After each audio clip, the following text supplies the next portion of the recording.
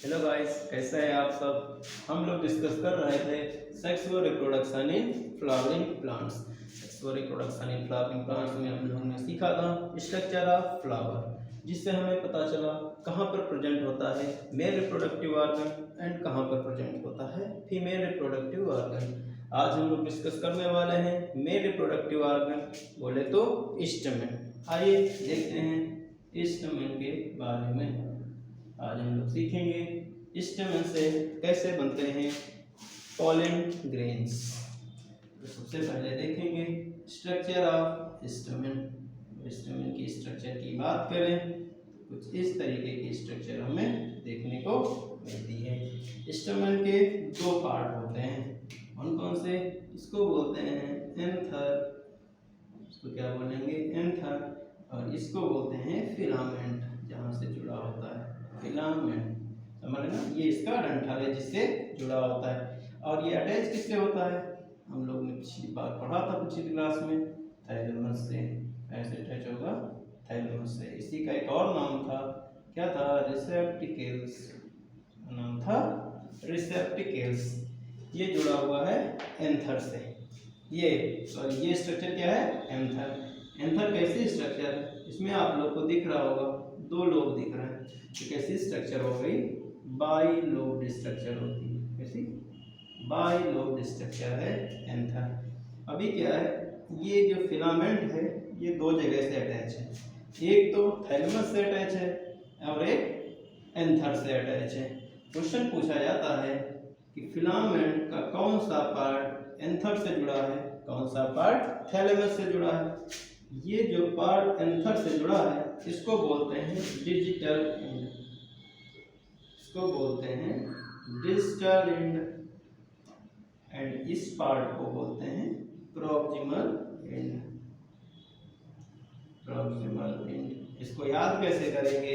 याद करने के लिए ये यहाँ से एराइज हो रहा है, यहाँ से निकल रहा है, तो ये कौन सा एंड हो गया? पास वाला। जहाँ से हम लोग चलते हैं वो हो गया पास वाला। तो पास वाला बोले तो प्रॉक्सिमल एंड दूर वाला बोले तो डिजिटल। ये रहा एक सिंपल सा स्ट्रक्चर स्टेमन का। अभी क्या है, हम लोग इसको थोड़ा सा कट करके देखेंगे, इसको कट करके देखेंगे इसके अंदर और क्या क्या प्रेजेंट है। आइए देखते हैं।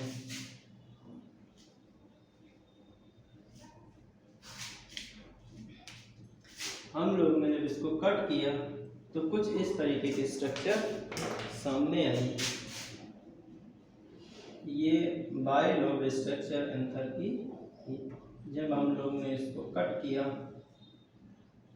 तो ये कुछ इस तरीके की स्ट्रक्चर देखने को मिली। ये बाइलोब स्ट्रक्चर थी ना, तो ये जब इसको हमने कट किया तो देखा कुछ इस तरीके की स्ट्रक्चर देखने को मिली। ओके, ये कैसे स्ट्रक्चर का है? ये क्या है? पूरा ये पूरा है स्टेमन। ये कौन सा है पार्ट? इस पार्ट को बोलते हैं एंथर। क्या बोलेंगे? ये स्ट्रक्चर हो गई एंथर। क्या है? एंथर। ये हो गया एंथर। यहाँ पर आप देख रहे हैं एंथर में दो दो सब लोग भी होते हैं। क्या होते हैं? सब लोग। यहाँ ये चार लोग और दिख रहे हैं। ये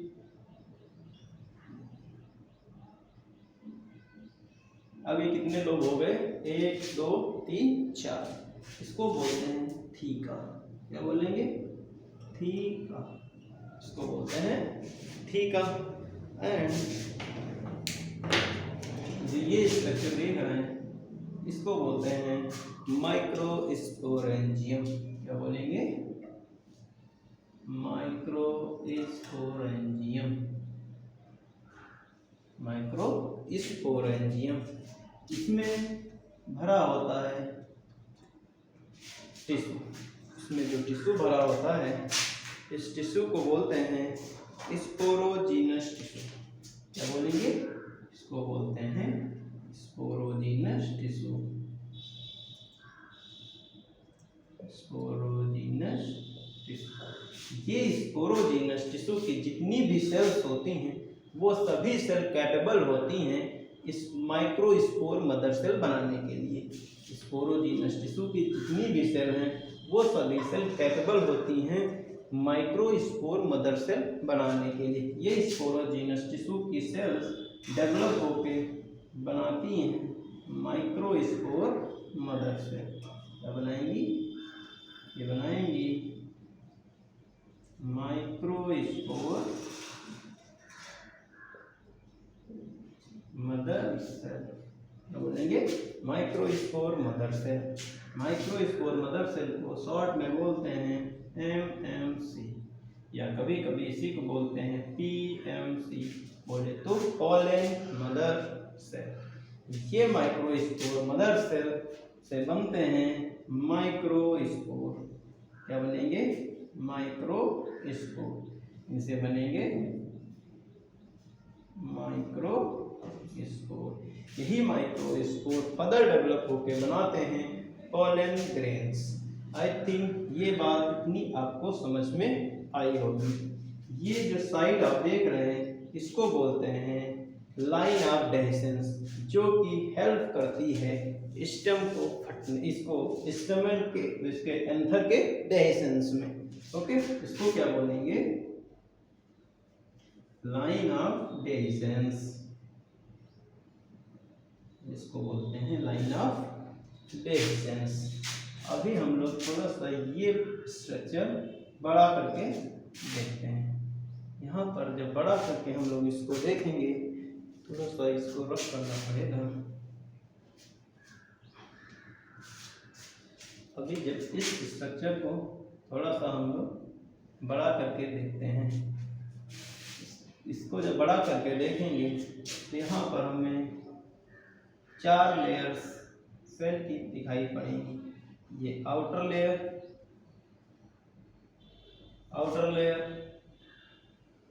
फिर दिखेगी मिडिल लेयर,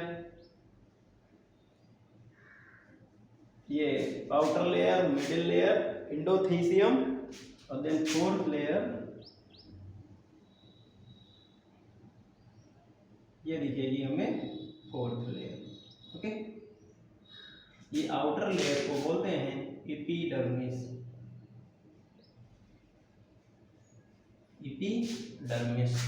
देन इसके अंदर वाली लेयर को बोलते हैं एंडोथीसियम। इसको बोलते हैं एंडोथीसियम। देन थर्ड लेयर को बोलते हैं मिडिल लेयर।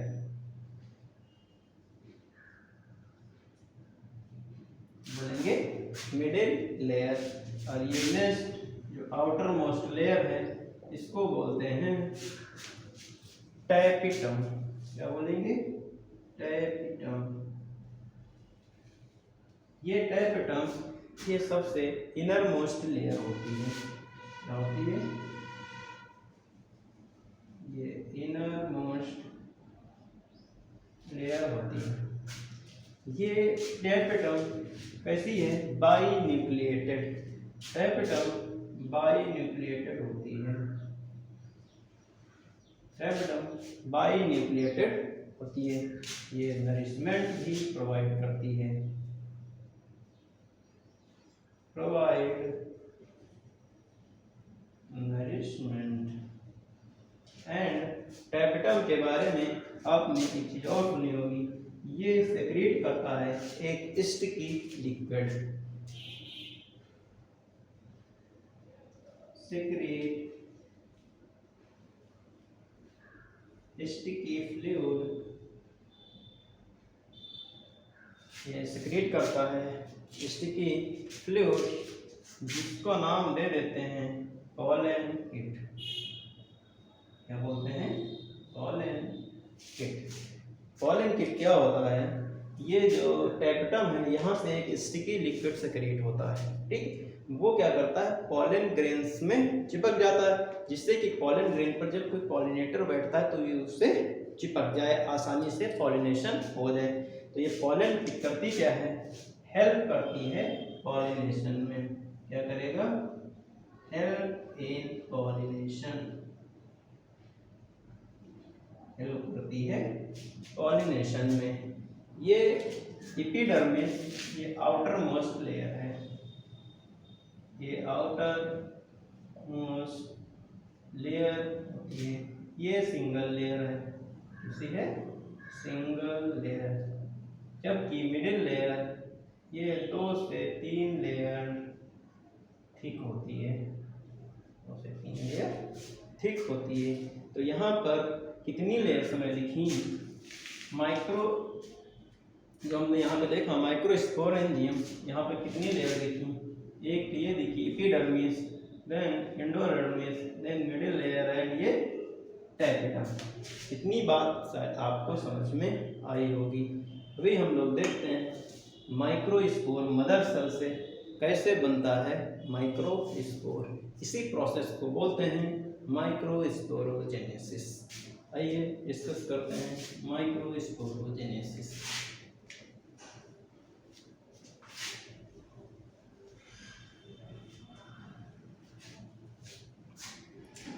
अभी हम लोग डिस्कस करने वाले हैं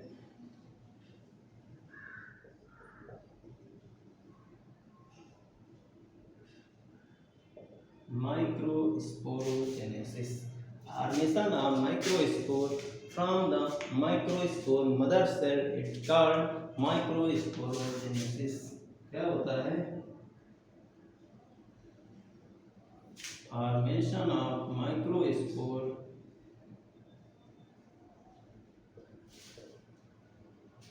from the microspore mother cell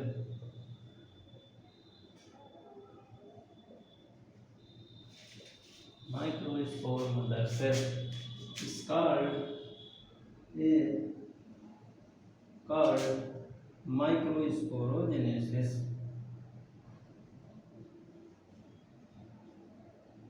microsporogenesis ये है माइक्रोस्पोर मदर सेल।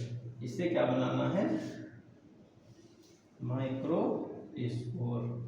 काहे से? Through the meiosis.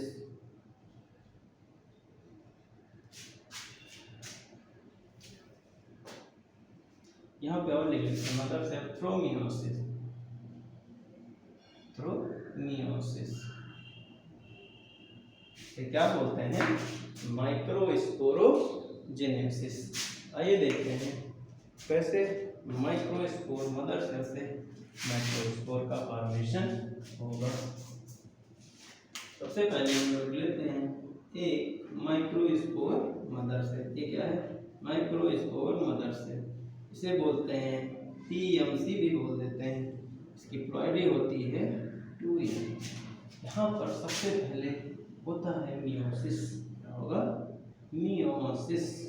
यहाँ पे पहले होगा मियोसिस फर्स्ट, जिससे बनेगी 2 इक्वल सेल्स। कैसी सेल बनी? 2 सेल्स बनी। मियोसिस के बाद प्लॉइडी हो जाती है हाफ। प्लॉइडी इसकी कितनी हो गई? हाफ। अब इसमें होगा मियोसिस सेकेंड, होगा मियोसिस सेकेंड। मियोसिस सेकेंड में प्लॉइडी पे कोई इफेक्ट नहीं पड़ता, सेल में डिवीजन होता है। यहाँ पर 4 सेल्स बने। ये 4 सेल्स को ही बोलते हैं माइक्रोस्पोर टेट्राड। क्या बोलते हैं? Microspore tetrad. क्या बोलेंगे? Microspore tetrad. यहाँ पे भी प्लॉइडी कितनी है? अब इन माइक्रोस्पोर टेट्राड में होगा सेपरेशन। क्या होगा? सेपरेशन। यहाँ पे होता है सेपरेशन, सेपरेशन ऑफ सेल्स। इनका सेपरेशन होगा, ये अलग अलग माइक्रोस्पोर बन जाएंगे। ओके, ये अलग अलग माइक्रोस्पोर मिलेंगे। एंड अब क्या होगा? इस माइक्रोस्पोर से देखते हैं कैसे बनता है पॉलन ग्रेन्स। देखते हैं।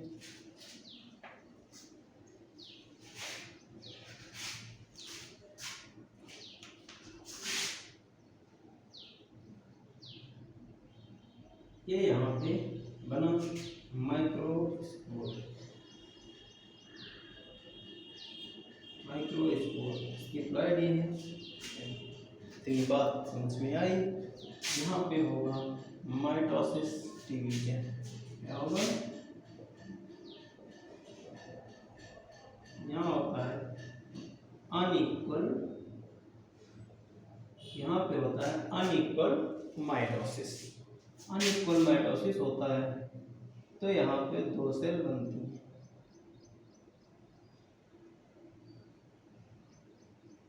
यहाँ पे कैसी बनेगी, 2 सेल। एक जो बड़ी वाली सेल है इसको बोलते हैं वेजिटेटिव सेल, यानी छोटी सेल बनी इसको बोलते हैं जनरेटिव सेल। बड़ी वाली सेल को क्या बोलेंगे, वेजिटेटिव सेल, वेजिटेटिव सेल। ये छोटी वाली सेल इसको बोलते हैं जनरेटिव सेल, इसको बोलते हैं जनरेटिव सेल। इतनी बात समझ में आई।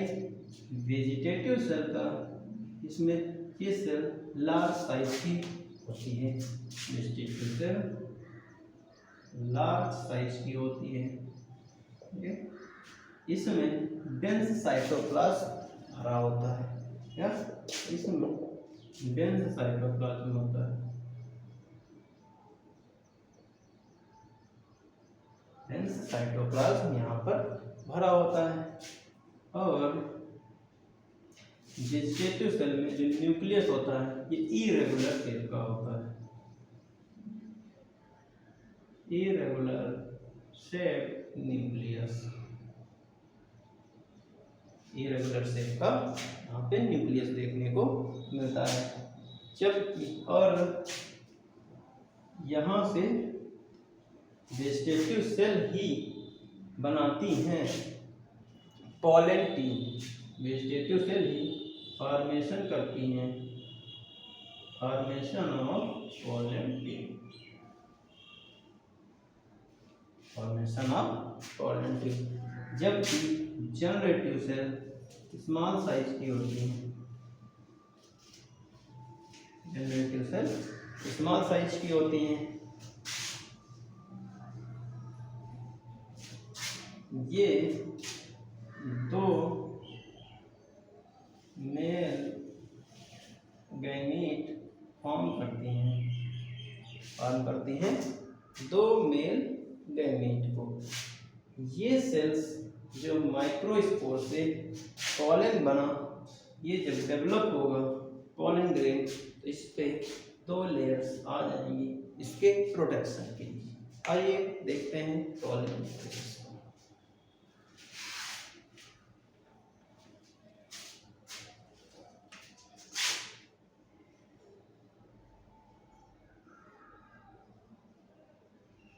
देखा पॉलन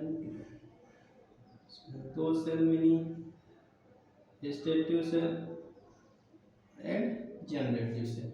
वेजिटेटिव सेल का न्यूक्लियस कैसा था, इरेगुलर था, इस पर 2 लेयर्स की कवरिंग होती है, पॉलन ग्रेन्स पर 2 लेयर की कवरिंग होती है।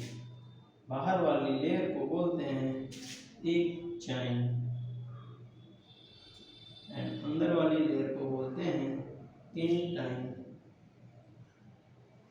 एक चाइन एंड इंटाइन। एक चाइन आउटर लेयर होती है, ये आउटर मोस्ट लेयर है, ओके। ये बनी होती है स्पोरोकॉलोनी की, स्पोरोकॉलोनी की बनी होती है स्पोरोकॉलोनी। स्पोरोकॉलोनी एक ऐसा मटेरियल है जिस पर ना तो हाई एसिड का कोई इफेक्ट पड़ता है, ना तो हाई टेम्परेचर का कोई इफेक्ट पड़ता है, ना तो इस पे हीट का कोई इफेक्ट पड़ता है, इसलिए ये मोस्ट रेजिस्टेंट होती है। स्पोरोकॉलोनी पर no effect of high temperature,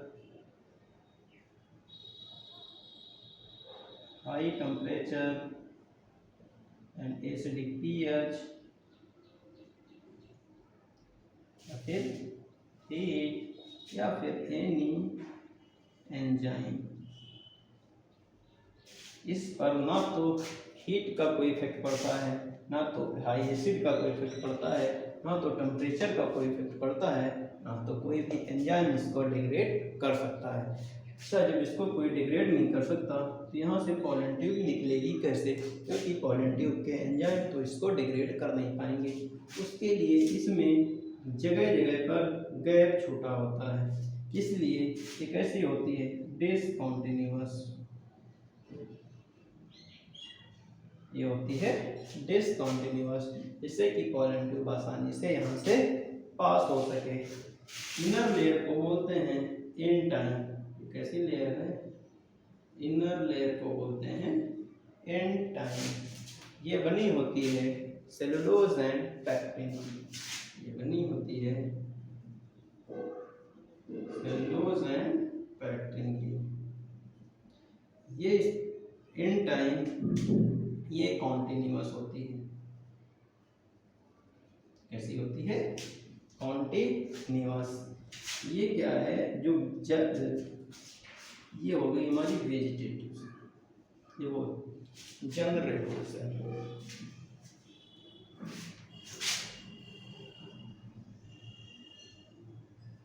generative cell. Okay, ये वेजिटेटिव सेल अभी हमारी 2 सेल्ड स्टेज में। ये पॉलन ग्रेन कैसा है? 2 सेल्ड स्टेज में। कभी कभी लगभग 60% स्पीसीज में पॉलन ग्रेन्स 2 सेल स्टेज में ही शेड होता है।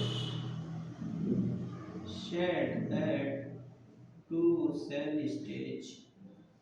ओके, जबकि 40% स्पीसीज में 40% स्पीसीज में ये शेड होता है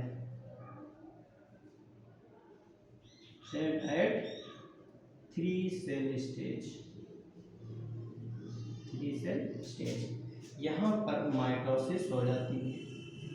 जब जनरेटिव सेल में माइटोसिस हो जाती है तो यहाँ पर 2 मेल गैमीट बन जाते हैं। ओके, कितने? 2 मेल गैमीट बन जाएंगे। यहाँ पर 2 मेल गैमीट बनेंगे। ये बात समझ में आई?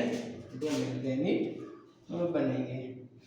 ये रहा स्ट्रक्चर, रहा पॉलन ग्रेन्स। ये क्या हो गया हमारा? Pollen grains. पॉलन ग्रेन्स के फंक्शन क्या होते हैं? पॉलन ग्रेन्स का यहाँ पे लिखते हैं use of pollen grain. Use of pollen grain.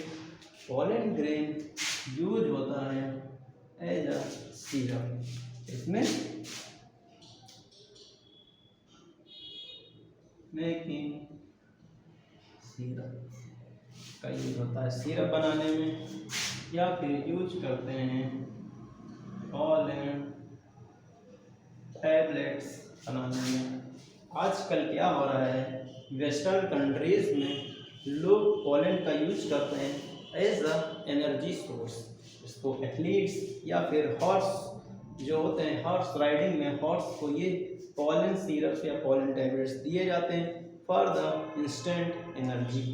And pollen grain से कुछ पॉलन ग्रेन हार्मफुल भी होते हैं, जैसे कि पॉलन से होती है एलर्जी।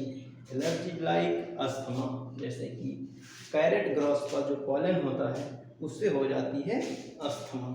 3 बात समझ में आई।